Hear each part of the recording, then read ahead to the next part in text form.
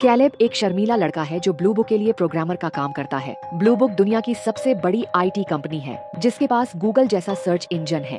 Company को एक genius नौजवान हेड कर रहा है जिसने 13 साल की उम्र में ब्लू बुक का बेस कोड लिखा था। वह प्रोग्रामिंग का मौजार्ट है। कंपनी के एम्प्लॉइज को एक ड्रॉ दिया गया जिसमें मेन प्राइज कंपनी के मालिक के एक दूर पहाड़ी शेल्टर में 1 हफ्ते की छुट्टी थी। सभी काम करने वाले कैलेब को प्राइज जीतने पर बधाई देते हैं और कुछ तो उसे अपने साथ ले जाने के लिए भी कहते हैं। अरबपति का सामान सैकड़ों मील तक फैला हुआ है। एक हेलीकॉप्टर कैलेब को कहीं बीच में एक शानदार मैंशन में लैंड कराता है। वह कंपनी के फाउंडर नाथन से मिलता है। कैलेब यह जानकर हैरान रह जाता है कि एस्टेट में एम्मा के अलावा कोई और नहीं है। अरबपति नाथन अपने काम में खोए रहते हुए एकांत प्रिय लाइफस्टाइल जीते हैं। नाथन का मैंशन एक लैब और एक रहने की जगह का मिक्स है। हर कमरे में एक इलेक्ट्रॉनिक लॉक लगा है। सभी खिड़कियां बुलेट प्रूफ हैं। कैलेब को एक पास मिलता है जो सिर्फ उन्हीं कमरों को खोलता है जिनमें उसे जाने की इजाजत है। नाथन उसे बेसमेंट में एक कमरा देता है। हवेली में खिड़कियों की कमी सिक्योरिटी के लिए है, क्योंकि यह सिर्फ एक कंट्री हाउस नहीं बल्कि एक असली साइंटिफिक सेंटर है। वह कैलेब को एक कॉन्ट्रैक्ट साइन करने का ऑफर देता है जिसमें उसे सभी जानकारी को सभी मीडिया से पूरी तरह कॉन्फिडेंशियल रखना होगा। कैलेब डॉक्यूमेंट पर साइन करता है। नाथन बताता है कि प्राइस उसके डोमेन में सिर्फ एक वेकेशन से कहीं ज्यादा है। कैलेब को नाथन के बनाए एआई का दुनिया का पहला टेस्टर बनने का मौका मिला है। उसे एक टूरिंग टेस्ट करना है, जिसका मतलब है कि उसे कुछ समय के लिए कंप्यूटर से बात करनी होगी और अगर बातचीत के प्रोसेस में उसे पता नहीं चलता कि उससे बात करने वाला एक कंप्यूटर है, टेस्ट को पास माना जाएगा, जो कंप्यूटर की आर्टिफिशियल इंटेलिजेंस का इशारा होगा, किसी भी प्रोग्रामर की तरह जो अपने काम को पसंद करता है। कैलेब एक सेंसिटिव मशीन में हाथ डालने वाला पहला इंसान बनकर बहुत खुश है। पहले सेशन का समय आता है। कैलेब कमरे में आता है और पता चलता है कि वह अंदर से आर्मर्ड ग्लास से घिरा हुआ है।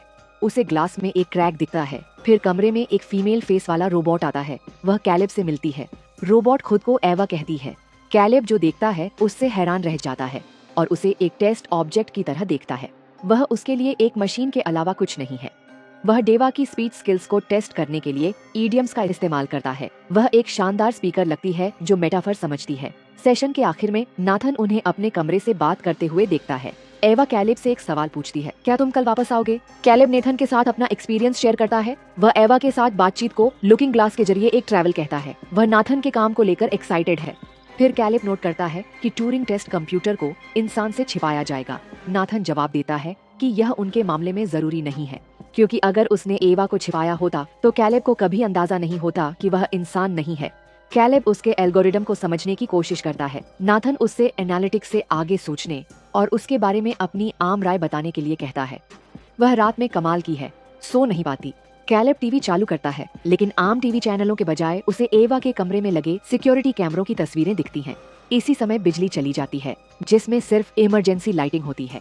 कैलेब अपने कमरे से बाहर निकलने की कोशिश करता है, लेकिन सभी दरवाजे बंद लगते हैं। जनरेटर के पुनरारंभ होने तक बंद रहता है। वह घबराहट मोड में चला जाता है। कुछ सेकंड के बाद जनरेटर शुरू हो जाता है और कैलेब आधी रात को कमरे से बाहर निकल सकता है। वह चुपके से बाहर निकलता है और नाथन के कमरे का दरवाजा खोलता है। कैलेब नाथन को नमस्ते कहता है, लेकिन कोई भी जवाब नहीं देता। वह घर में एकमात्र फोन के पास आता है और कॉल करने के लिए अपना बैज लगाता है। आपके पास फोन का उपयोग करने की पहुंच नहीं है। नाथन भी सो नहीं सकता। वह चंद्र शूरवीर की तरह महसूस करता है। वह कहता है कि बाहरी दुनिया के साथ संचार पूरी तरह से निषिद्ध है। फिर वह कैलेब को आश्वस्त करता है कि बिजली की विफलताओं के दौरान दरवाजे बंद करना एक सुरक्षा उपाय है, अन्यथा कोई भी सुबह इमारत को सक्रिय करके सुविधा में प्रवेश कर सकता है। क्योंको नाम की एक चुप लड़की दूसरे सत्र में कैलेब को नाश्ता परोसती है। कैलेब हमेशा की तरह उसका दोस्त रहेगा। एक शर्मीला लड़का जिसे औरतों का ध्यान नहीं मिलता, बिना किसी झिझक के दोस्ती के लिए मान जाता है। एवा तुरंत इसका फायदा उठाती है और यह कहकर उसके गिल्ट की फीलिंग्स को समझने लगती है कि उनकी बातचीत एकतरफा है और वह सोच समझकर सवाल पूछकर उसे टेस्ट करता है, उसके बारे में ज्यादा से ज्यादा जानने की कोशिश करता है। इसके उलट एवा को पूरी बातचीत में कैलेब के बारे में कुछ भी पता नहीं चला। वह कहती है कि दोस्ती इस बेसिस पर नहीं बन सकती। ऐसा लगता है कि कैलेब अब बातचीत में कोई खास जगह नहीं रखता। वह कंफ्यूज और शर्मिंदा है। उसे समझ नहीं आ रहा कि कहां से शुरू करे। वह एवा से पूछता है कि वह उसके बारे में क्या जानना चाहती है। रोबोट कैलेब को उसकी ड्राइंग के बारे में बताई गई बात का इस्तेमाल करके जवाब देता है, ये तुम्हारा फैसला है। मुझे ये देखने में दिलचस्पी है कि तुम क्या चुनोगे।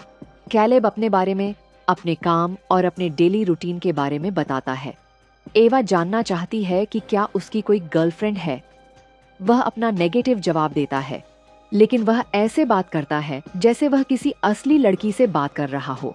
बातचीत के दौरान एवा पूछती है कि क्या नाथन उसका दोस्त है। कैलेब अपना जवाब देने में देर करता है। इस समय एक करीबी दोस्त और एक दोस्त के बीच का फर्क समझाने की कोशिश करता है। एक और बिजली चली जाती है। एवा कैलेब को गुस्से में बताती है कि नाथन उसका दोस्त नहीं है और उसे उसकी एक भी बात पर यकीन नहीं करना चाहिए। वह जवान आदमी डर जाता है। पावर वापस आ जाती है और इस समय एवा जैसे रेडियो दूसरी वेव पर स्विच करता है, रुकी हुई बातचीत को दोस्ताना लहजे में जारी रखती है। कैलेब रोबोट की परफॉर्मेंस से हैरान है, क्योंकि डिनर टेबल सेट करता है और वाइन का गिलास गिरा देता है। नाथन उस पर गुस्सा हो जाता है और कहता है कि उसे भाषा न आना बहुत अच्छा है, क्योंकि वह उसकी मौजूदगी में कंपनी के किसी भी सीक्रेट पर बात कर सकता है। नाथन कैलेब से एवा के साथ हुई बातचीत के बारे में पूछता है। एवा की बातों के बाद कैलेब टेंशन में आ जाता है। वह उलझा हुआ जवाब देता है कि उसे उसकी इंटेलिजेंस का पता है, वह मजाक और तर्क कर सकती है। नाथन पूछता है कि पावर फेल होने के दौरान वह क्या कर रही थी, क्योंकि उस समय सभी माइक्रोफोन और कैमरे बंद थे। कैलेब सवाल दोहराने के लिए कहता है और यह सोचते हुए लंबा रुकता है कि किसका साथ दे। कैलेब एवा पर अटकने लगता है। वह उसे हर समय टीवी स्क्रीन से देखता रहता है।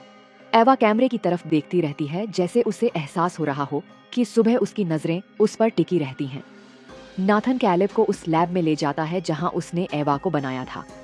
वह कहता है कि उसने उसे लोगों के स्मार्टफोन इस्तेमाल करके ट्रेन किया है। उसे हर डिवाइस के सभी कैमरे और माइक्रोफोन का एक्सेस दिया है। उसने एवा को बोलने और नकल करने का अनलिमिटेड सोर्स देने के लिए ब्लू बुक के जरिए डेटा चलाया है। एवा का दिमाग एक स्ट्रक्चरल जेल से बना है, जो मॉलिक्यूलर लेवल पर खुद को रिओर्गेनाइज कर सकता है, जिससे उसे कन्वेंशनल चिप्स पर फायदा मिलता है। तीसरे सेशन में एवा कैलेब को अपनी नई ड्राइंग दिखाती है। उसकी रिक्वेस्ट पर उसने कुछ खास बनाया है। उसके कमरे से एक पेड़। वह उससे पूछता है कि क्या वह कभी अपना कमरा छोड़कर गई है। एवा कहती है कि वह कभी जगह से बाहर नहीं गई है। क्या उसे मौका मिला था? ट्रैफिक इंटरचेंज पर जाओ उसकी पसंद कैलेब को सरप्राइज देती है। एवा कहती है कि वे वहां साथ जा सकते हैं। यह उस लड़के के लिए डेट जैसा लगता है। एवा उससे आंखें बंद करने को कहती है, क्योंकि वह उसे कुछ दिखाना चाहती है। वह एक ड्रेस, स्टॉकिंग्स और एक विग पहनती है। वह कैलेब के पास जाती है और कहती है कि वह हमेशा के लिए ऐसे ही कपड़े पहनकर डेट पर जाएगी। कैलेब एक जिज्ञासु प्रोग्रामर से एक शर्मीले लड़के में बदल गया। एक खूबसूरत लड़की से आमने सामने उसके माइक्रो एक्सप्रेशन को स्कैन करते हुए एवा कहती है कि वह उस पर उसका एहसान देखती है। वह उस लड़के से शर्मनाक सवाल पूछकर उसे पूरी तरह से कंट्रोल कर लेती है।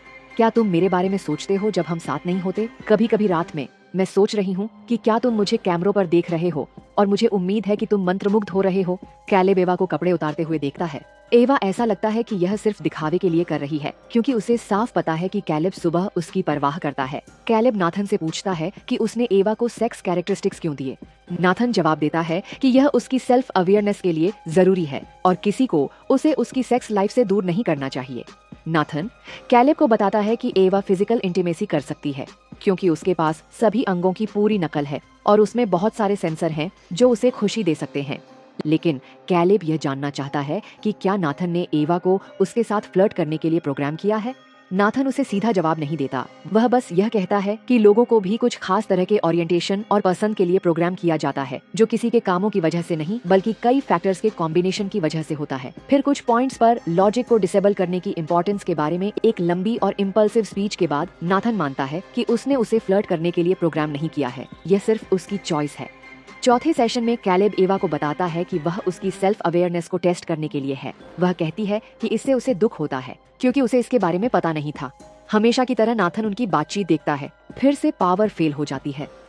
कैलेब एवा से पूछता है कि उसने पहले उसे नाथन पर विश्वास न करने के लिए क्यों कहा था।